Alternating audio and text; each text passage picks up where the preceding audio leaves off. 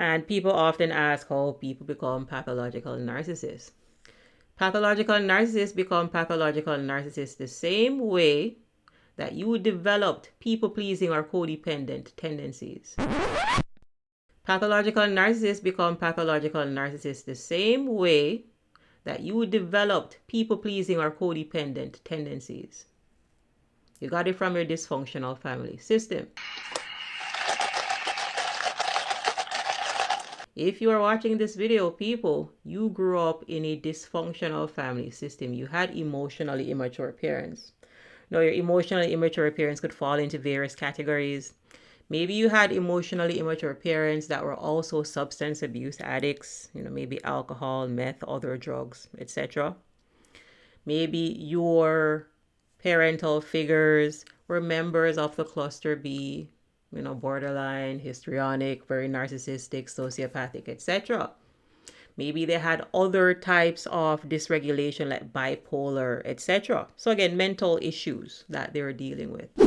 Now, regardless of the type of emotionally immature parent that you had emotionally immature parent, which means that your parent was incapable of meeting your needs. So these parental figures placed you into a role.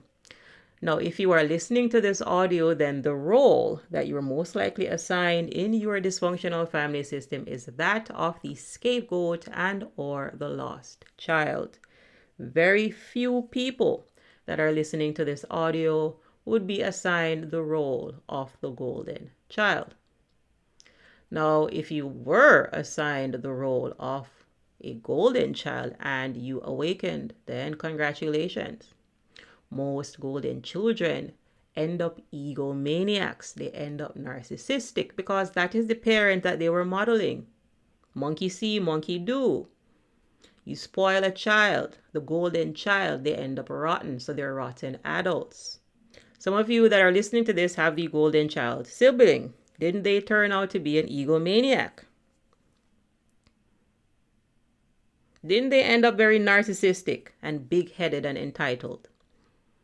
Because golden children, people, most of them end up narcissistic because they were mirroring and modeling the narcissistic parent. They got caught up in their ego.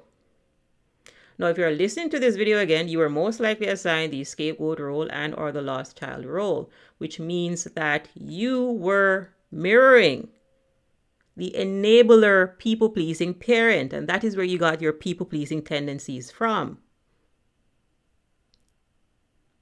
So understand that if you're listening to this audio, then you were groomed to tolerate inappropriate narcissistic behavior from your dysfunctional family system.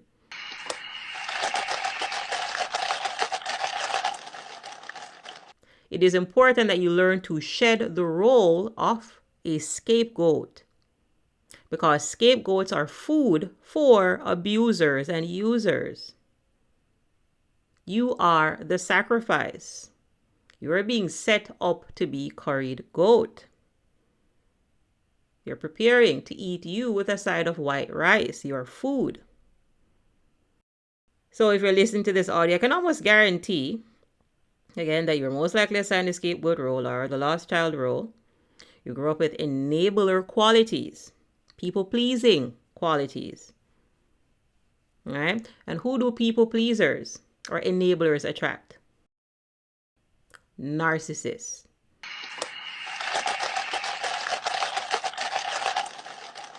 And that is the cycle that you have to break. You should have zero tolerance for narcissistic users and abusers. It's very black and white. Narcissists are parasites. They come to take from you. Mosquitoes don't come to love you. They come to take from you.